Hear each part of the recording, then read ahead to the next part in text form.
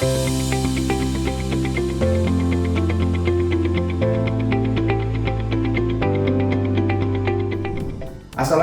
warahmatullahi wabarakatuh. Selamat berjumpa kembali pada perkuliahan pengantar oceanografi.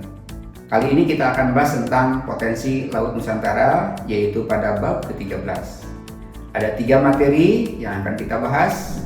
Yang pertama adalah potensi dasar Laut Nusantara yang berkaitan dengan letak dan luas wilayah laut di Indonesia. Agak berbeda dengan kajian sebelumnya, oceanografi ya. Kali ini kita akan bahas tentang fokus potensi sumber daya Laut Nusantara. Pembahasan tentang potensi dasar, letak dan luas wilayah laut Indonesia. Yang pertama kita akan bahas tentang zona laut berdasarkan batas teritorial. Ada sedikit geopolitik sebenarnya ya, tapi kita nggak bahas.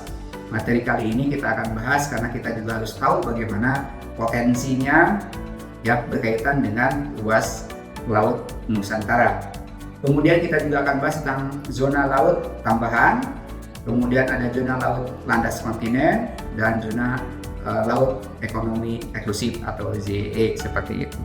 Kemudian kita akan bahas bab yang kedua adalah bagaimana karakteristik wilayah laut Indonesia, yaitu ada dangkalan misalnya, dangkalan Sunda, ada dangkalan Sahul, ada Laut Banda, dan lain-lain. Kita ingin tahu bagaimana persebaran kedalamannya, bagaimana posisi atau sebaran gunung apinya yang di dasar laut dan seterusnya.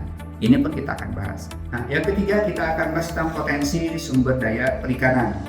Ya, di sini kita akan bahas banyak yang terkait dengan misalnya industri pengolahan hasil ikan tangkap misalnya dari kelautan, dari laut yang kita tangkap namanya. Kemudian industri budidaya perikanan yang kita dibudidayakan oleh para petani atau peternak ikan ya seperti bandeng misalnya. Kemudian ada industri budidaya petani garam misalnya. Itu pun kita akan bahas pada bab ini. Ada juga industri budidaya mutiara. Indonesia termasuk negara yang berpotensi sekali untuk menghasilkan budidaya mutiara. Kemudian budidaya ikan hias. Ya, kita kenal seperti ini banyak sekali. Beberapa wilayah yang terkait dengan terumbu karang itu pasti akan ada potensi ikan hias. Kemudian ada juga industri bioteknologi kelautan. Ada lagi satu lagi yang sangat menarik, yaitu muatan kapal tenggelam. Ternyata di Indonesia itu banyak sekali ya, di perairan Indonesia itu banyak sekali kapal yang tenggelam.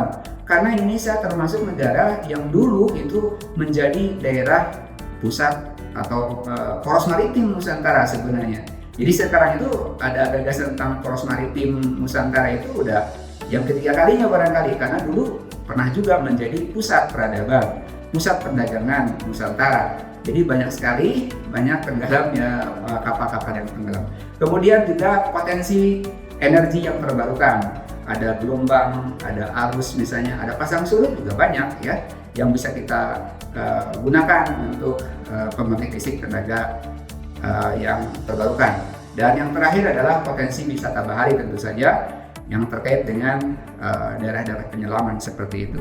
Inilah ya potensi sumber daya kelautan Nusantara yang bisa kita gali, kita pelajari. Mudah-mudahan kita mendapat informasi yang lengkap dari bab ini. Selamat bekerja, selamat belajar, semakin semangat belajarnya demi Nusantara tercinta kali ini. Terima kasih. Assalamualaikum warahmatullahi wabarakatuh.